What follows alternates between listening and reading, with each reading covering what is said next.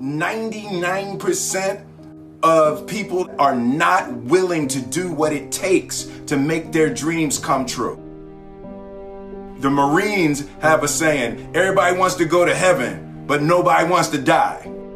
The center of bringing any dream into fruition is self-discipline. You know, something as simple as food and eating. It's not about your body as much as it is about your mind. It's getting command of your mind to be able to choose actions that are in your own best interest.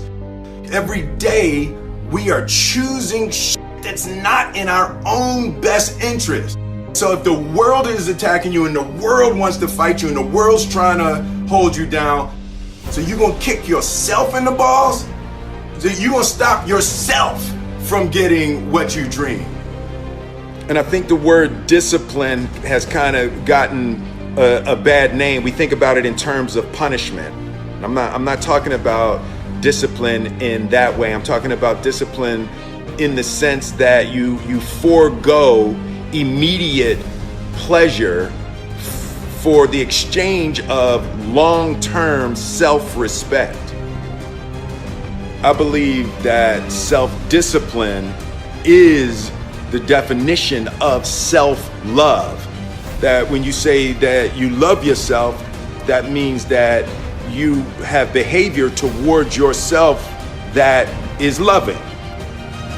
Self-discipline is the center of all material success. You cannot win the war against the world if you can't win the war against your own mind.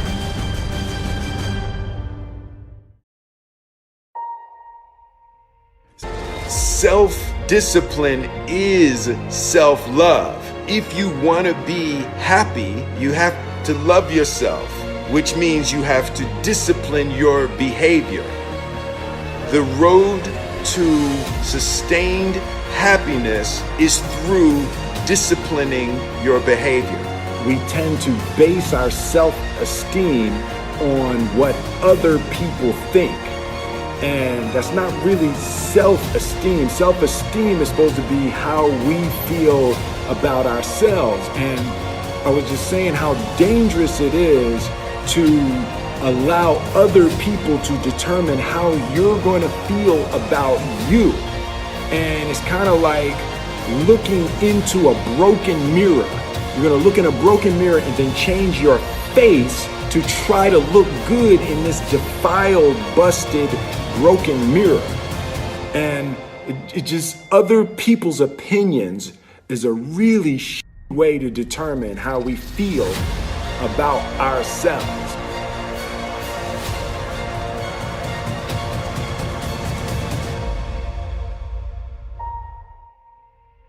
It don't matter whose fault it is that something is broken if it's your responsibility to fix it. For example, it's not somebody's fault if their father was an abusive alcoholic, but it's for damn sure their responsibility to figure out how they're going to deal with those traumas and try to make a life out of it. It's not your fault if your partner cheated and ruined your marriage, but it is for damn sure your responsibility to figure out how to take that pain and how to overcome that and build a happy life for yourself.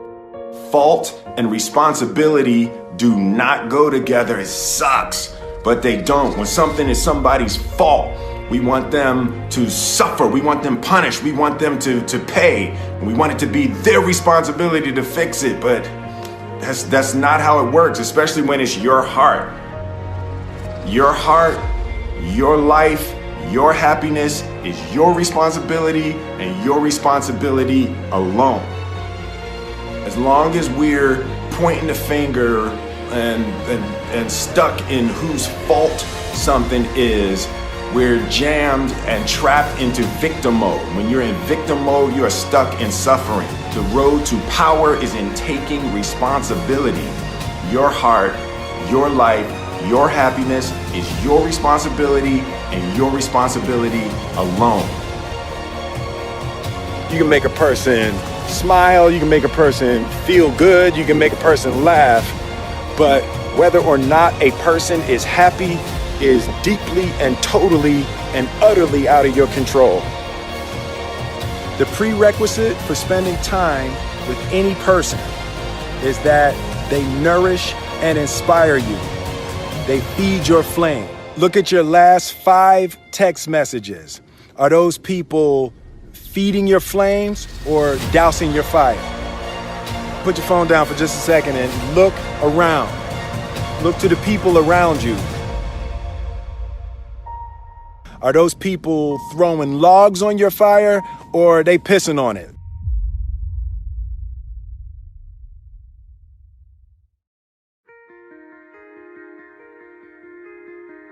I want my life, I want my work, my family, I want it to mean something. And it's like, if you are not making someone else's life better, then you're wasting your time. The separation of talent and skill is one of the greatest misunderstood concepts for people who are trying to excel, who have dreams, that want to do things. Talent you have naturally. Skill is only developed by hours and hours and hours of beating on your craft. You don't try to build a wall. You don't set out to build a wall. You don't say, I'm going to build the biggest, baddest, greatest wall that's ever been built. You don't start there. You say, I'm going to lay this brick as perfectly as a brick can be laid. There will not be one brick on the face of the earth that's going to be laid better than this brick that I'm going to lay in this next 10 minutes. And you do that every single day. And soon you have a wall. And soon you have a wall. And I think psychologically, the advantage that gives me over a lot of people that I have been in competition with in different situations is it's difficult to take the first step when you look how big the task is.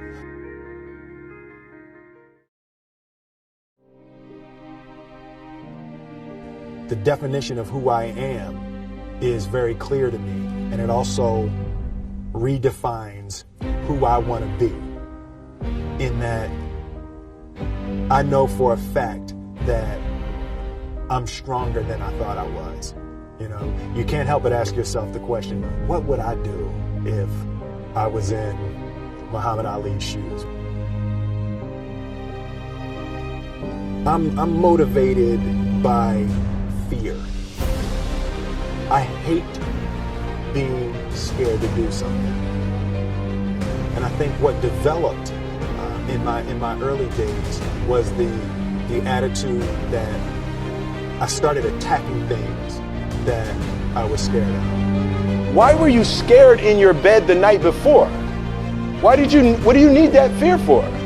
Just don't go. Why are you scared in your bed 16 hours before you jump? Why are you scared in the car? Why could you not enjoy breakfast? Fear is fear of what?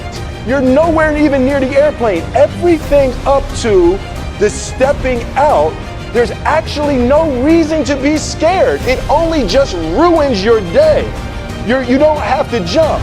And then in that moment, all of a sudden, where you should be terrified is the most blissful experience of your life. And God placed the best things in life on the other side of terror.